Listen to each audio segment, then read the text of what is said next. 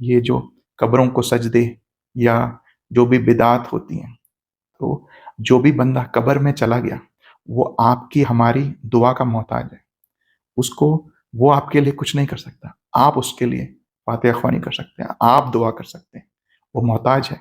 आज किसी हिंदू को आप तबलीग करें, तो वो कहते हैं आप में और हम में फ़र्क क्या है? हम बैठे की पूजा करते हैं, आप लेटे की पूजा करते हैं। तो उनको क्या बताएँ कि ये ताज़ीमन करते हैं, लेकिन आप किसी की भी फातिहा कहीं से भी बैठ के पढ़ सकते हैं, ठीक है? तो एक आपसे बड़ी गुज़ारिश है मेरी मुअद्दबाना कि अल्लाह के दीन को कायम करें उसकी असल हालत में।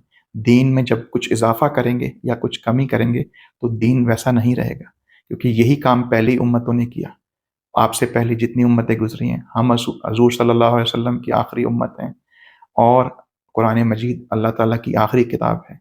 इसको आप मज़बूती से थामें और इंशाअल्लाह ताला अल्लाह ताला हम सबको इस दुनिया में भी कामयाब करेगा और आखिरत में भी कामयाब करेगा। बारकल्लाहु लना व लकुम फ़िल कुरानिल अज़ीम व नफ़अना व इय्याकुम बिल आयाति व ज़िक्रिल हकीम।